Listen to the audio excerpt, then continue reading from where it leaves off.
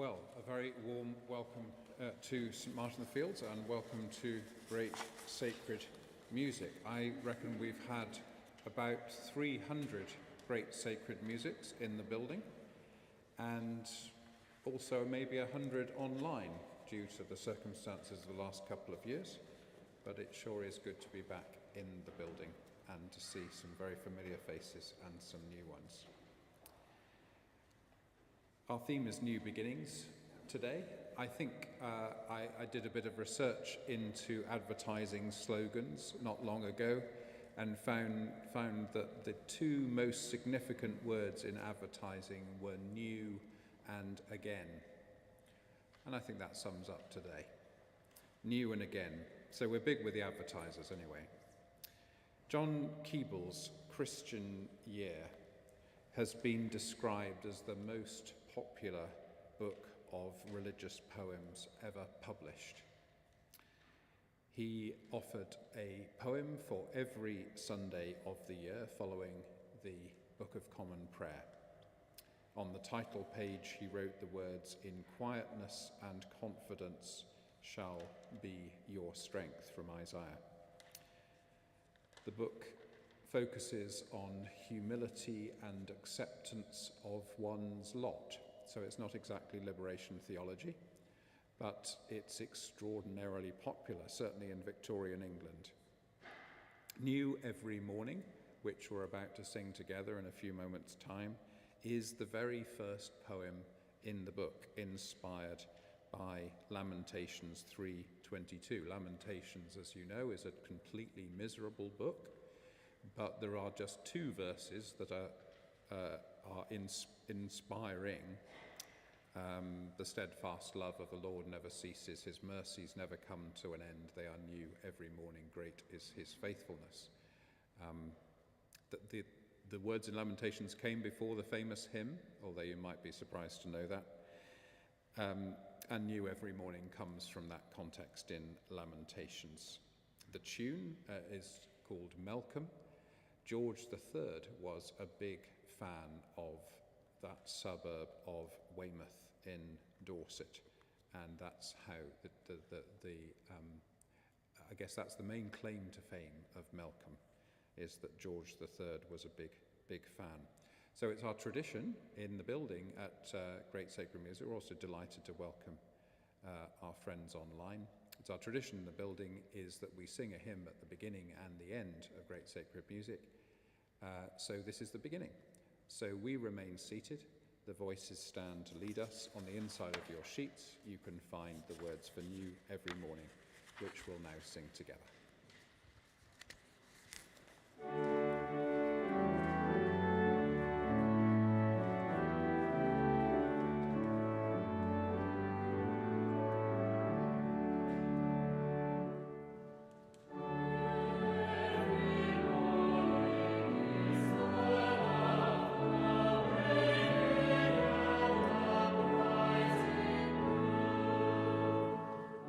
Christina,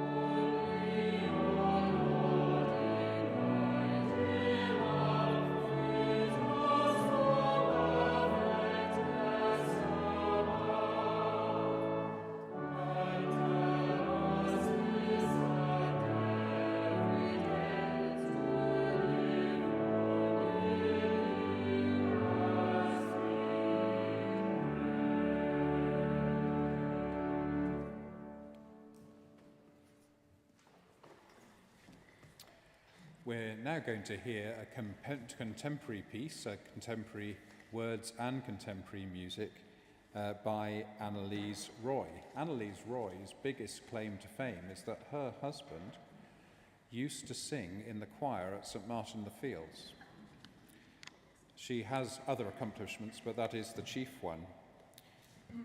It's a fascinating piece because it's so intimate, and yet it intersperses intimate devotional phrases with familiar verses from the Psalms. So from the Psalms we have, "The Lord is faithful in all his works and holy in all his words."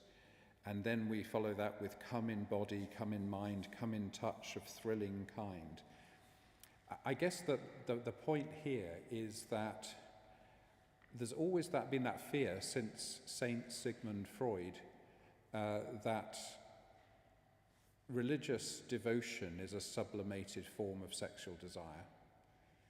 What a piece like this is doing is turning that round and saying sexual desire is actually a sublimated form of desire for God. It's turning that fear round and that cynicism round into joy and celebration. So it's a powerful piece, and it's a provocative piece in the ways that I've just described, and it has a connection to St Martin the Fields. It doesn't get any better than that. Come you.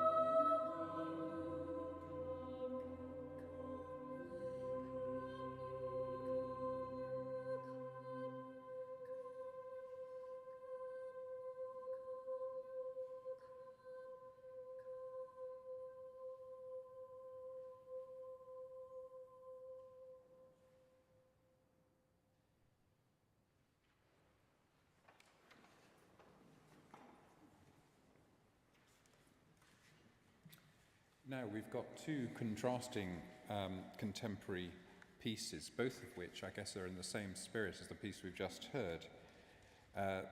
This Day by Bob Chilcott probably wins the prize for most hummable singing as you go out of the church and keep singing as you're having supper tonight prize. It comes from a Hebrew text. The unison section explores three dimensions of God's favour in the call on God to strengthen, bless, and lift those who offer praise. Then, intriguingly, it concludes with the words, "Visit us for good." It's a phrase that appeals equally to Jews, for whom the Messiah has not come, but the blessings the Messiah will bring are still deeply sought, and Christians, for whom the Messiah has come, and the prayer is for the Holy Spirit to bring to God's people the blessings already given in Christ. And then we have a piece that I think has a rather special significance for St. Martin's. Ola Gjeilhu's Sunrise Mass is a deliberately earthy as opposed to heavenly composition.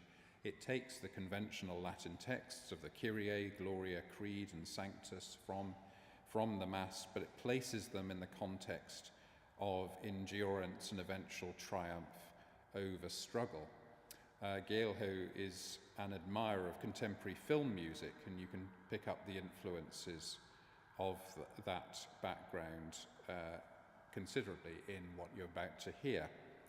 I guess its significance for St. Martin's, particularly for me, I suppose, and perhaps for Andrew, is that Andrew chose this Mass for our last Ascension Day Eucharist here last May, and because of the COVID regulations at the time, we weren't able to have a congregation, but of course we had 1 or 2 million on Radio 4, but who cares about them? It felt like this whole orchestra was just playing for me, because I was like the only person who wasn't a musician in the whole building for that Mass. And it's about resurrection, and it's a very earthy form of resurrection which connects it very much resurrection and sunrise, and you can see the metaphorical connection of those two. And singing it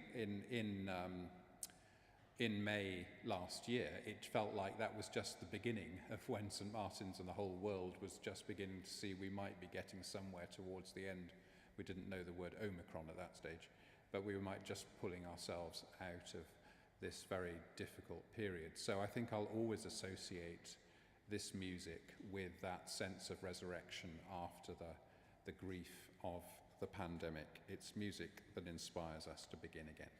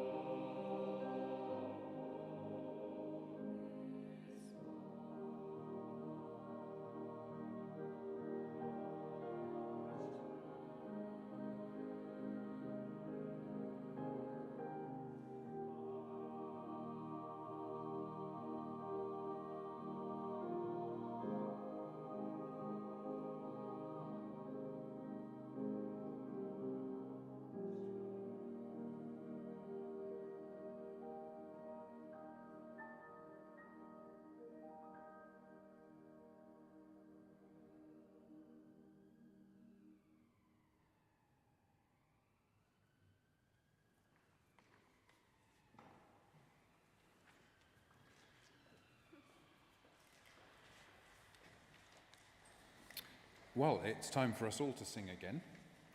We're going to sing by Gracious Powers.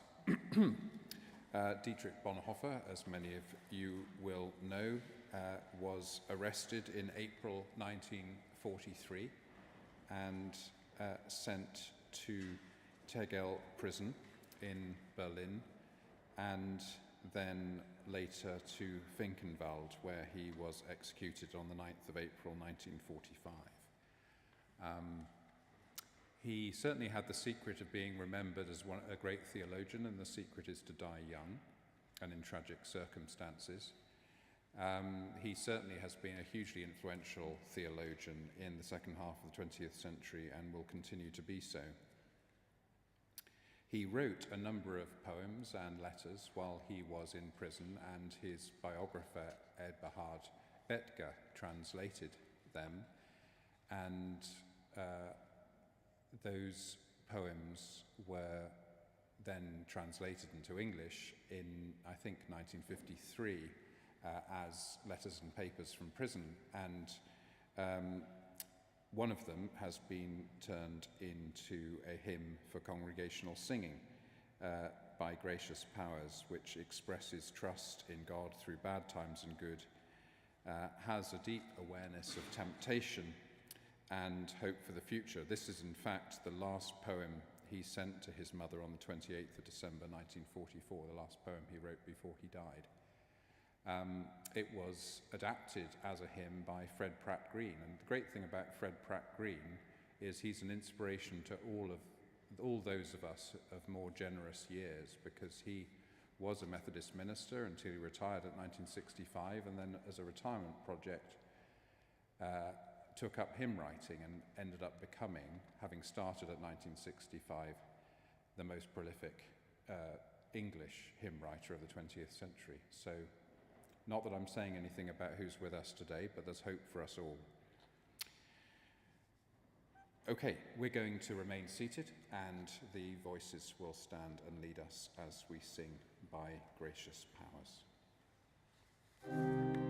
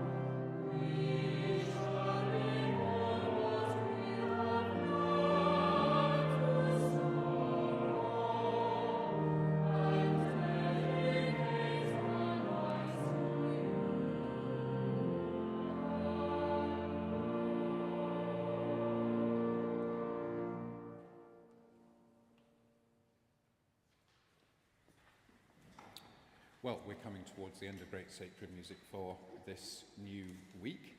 I hope you've enjoyed yourself. If you have, there are a myriad of ways to make a donation to our work and the future of particularly Great Sacred Music.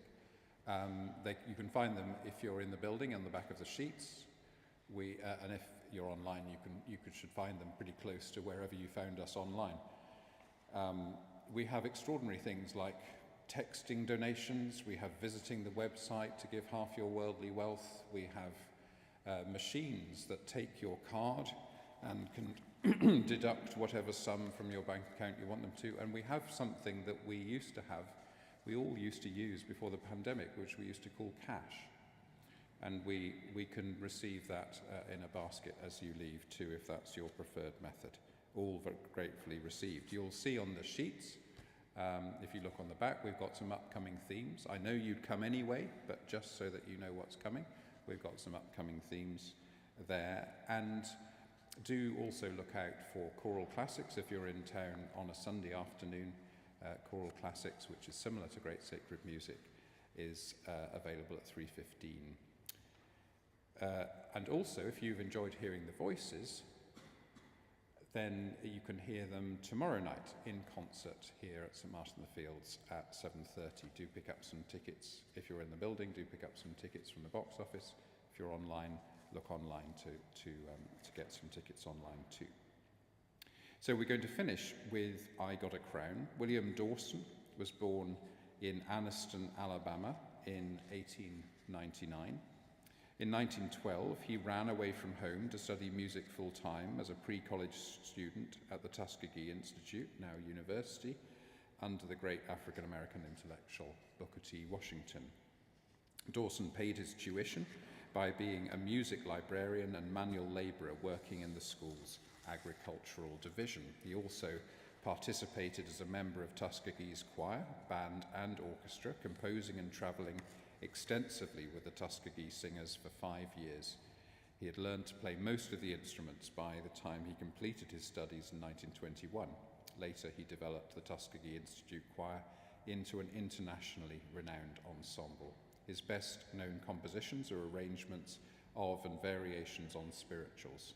His Negro Folk Symphony of 1934 garnered a great deal of attention, and he revised it in 1952 with added African rhythms inspired by a trip to West Africa. He saw it as an attempt to convey the missing elements that had been lost when Africans came into bondage outside their homeland. If you recognise what you're about to hear, it may be because his setting of Ain'a, That Good News was later adapted for a 1964 pop song by Sam Cooke. But remember, you heard it first here with the voices.